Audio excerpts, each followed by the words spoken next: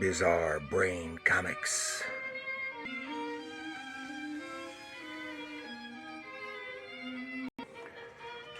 Well, hello there, my comic book friends, and welcome to Bizarre Brain Comics. I am Gary, your host. And this is where I like to take a look at some older comics, talk a little bit about the characters and creators, and examine the stories and the art.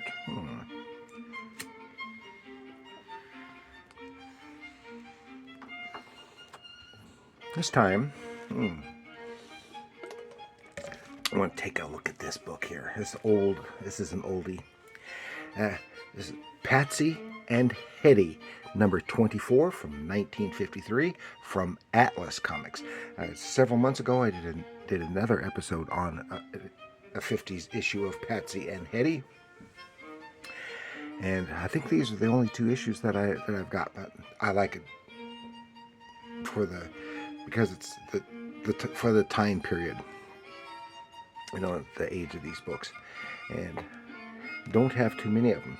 For those who don't know, Patsy and Hedy is a spin-off book from Patsy Walker. And remember, this is Atlas Comics. This Atlas is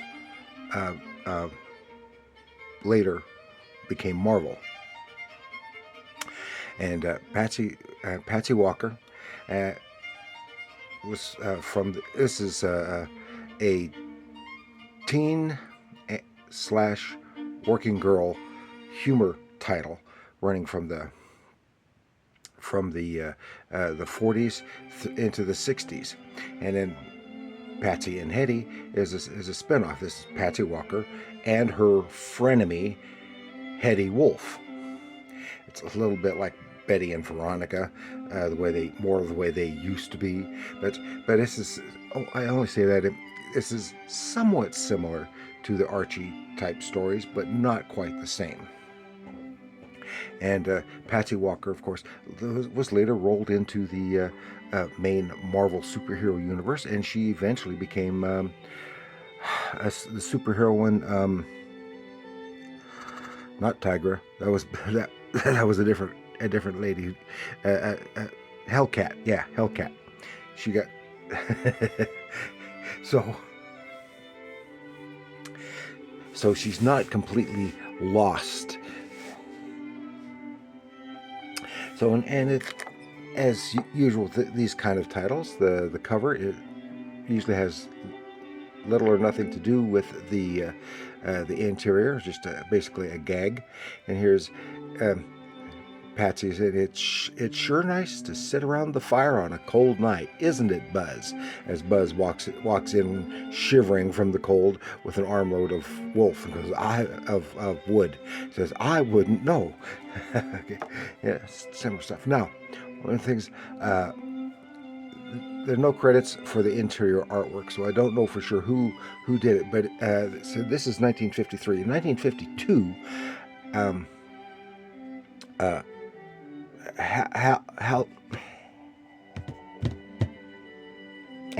Al Hartley.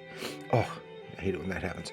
Al Hartley became the primary interior artist on the Patsy and Hedy title for many years in the 50s and into the 60s before he switched over to Archie and stuff. Now, eventually, both Patsy Walker and Millie the model adopted the Archie style. I might be wrong on Patsy, but I believe it was of art, the Archie style of art, which was developed by Dan DeCarlo. And of course, Dan DeCarlo developed that Archie style, and he did it at Archie, he did it at Marvel, and he did it at DC. And that same stylization. So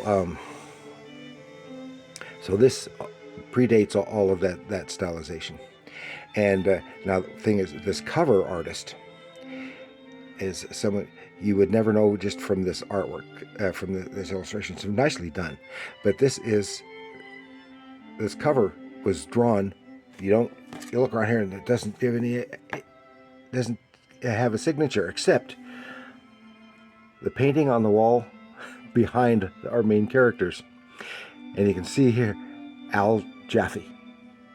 So the cover was drawn by Al Jaffee. And if you're not an old-time comic book and fan, you might not know who Al Jaffee was.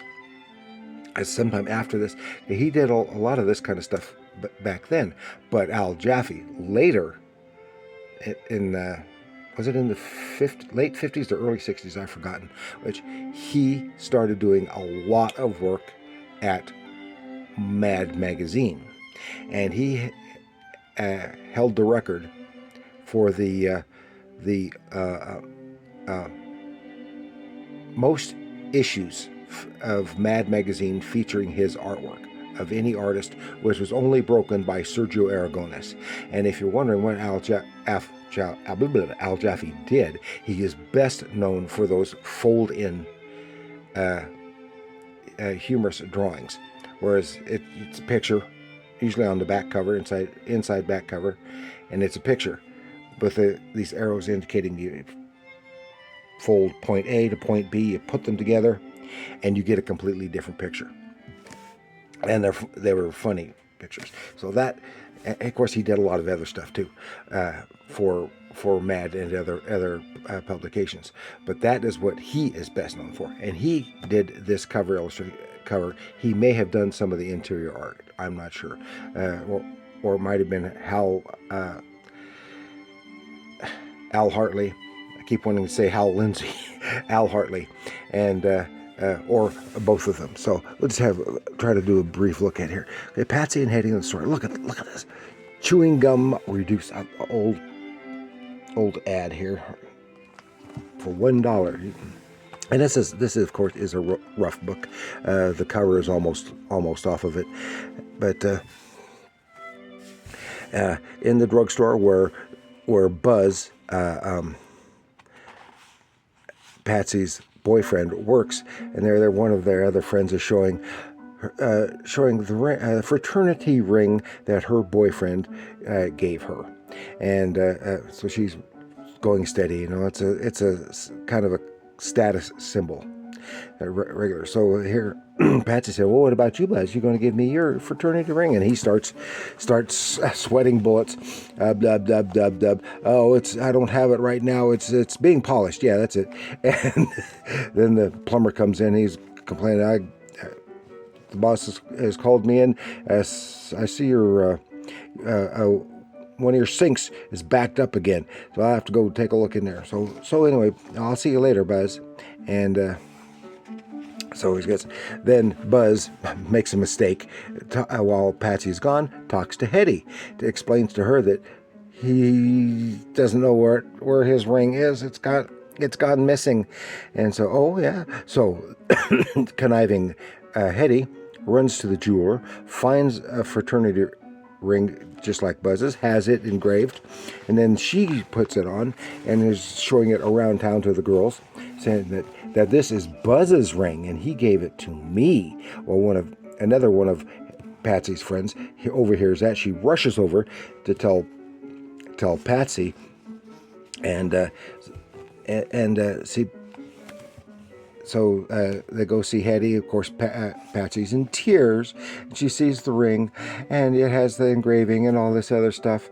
But then Hedy is confronted by the other friend, whose name I can't remember. She was in the other Patsy and Hedy book I did too. So she doesn't believe you. Have to be from, but she calls her bluff, and now Hedy is sweating bullets. They go see Buzz, and he acknowledges, I lost my ring. Well, then the plumber comes out and he's griping, and this is what about the plugged up sink, and this is what he found. It was his fraternity ring that was plugging up the sink, and that proves that Hedy was lying, and now her face is red. So that's it. Kind of stories they had. Then there's a story of the Walkers. This is Patsy Walker and her whole family. She comes home with a kitten. Young A, their neighbor, Mr. Katzmeyer's cat had kittens, and I got, wasn't she, darling? Finds out Mom had also gotten one of the kittens. Then the little brother comes in, he got one of the kittens. And then Dad comes home, and he got one of the kittens. Well, they can't keep all these cats. So you have to, and they'll say, I want my cat, I want mine. And then the cats are just destructive. They cause havoc all over the house. So they can't keep these kittens. Oh no. So what they do, Katzmeyer stops by to see how things are going with the kittens, and he says, we get sent them to a shelter, and we got another animal as a pet, and traded him in. Here comes a dog. They got a dog. He's much more practical and chases Master Katzmeyer away. And then another story. I'm not going. Wendy Parker, working girl. I don't know anything about her. Her boss picked her up, take her to work. They're supposed to have a meeting with a big client, and leaves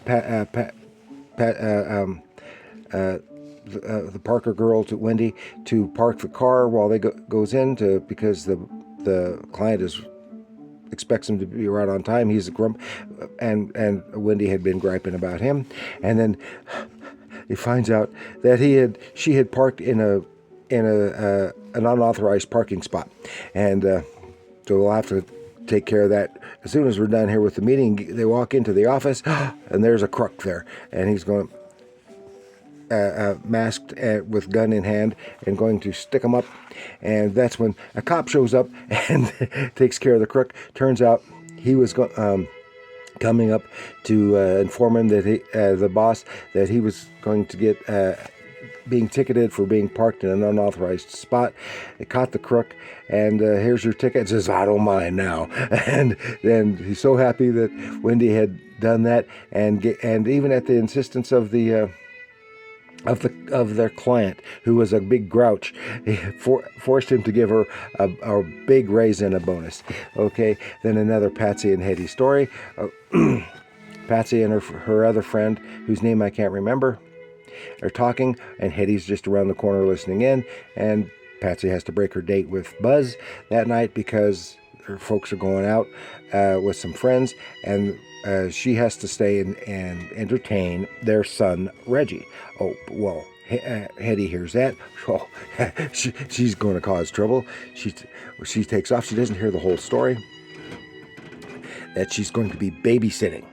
Yes, but she doesn't hear that. She rushes off to Buzz, because she's hot after Buzz, and she says, I hear you've got your Patsy had to break her date with you, so I'll go out with you, go to whatever event they were planning on going to. Said, to the movie or whatever. I said, okay, we'll go there. So, and he was sentimental because he wants to go to the theater, because it was the first theater that he and Patsy had gone to on their first date.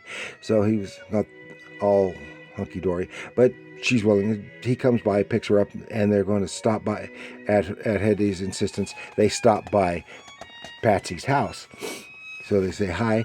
To say hi, he comes in and says, okay, now tell about Reggie. So, Reggie? Who's he? And then we find out that Reggie is the friend, the little boy that she's babysitting. So she got... So Buzz is hanging out with Patsy, and they get to canoodle while Hedy has to entertain the little boy, and she is just burned up again. All of her nasty tricks always seem to backfire on her, justifiably. So that's just some nice 50s fun. So thank you for joining me.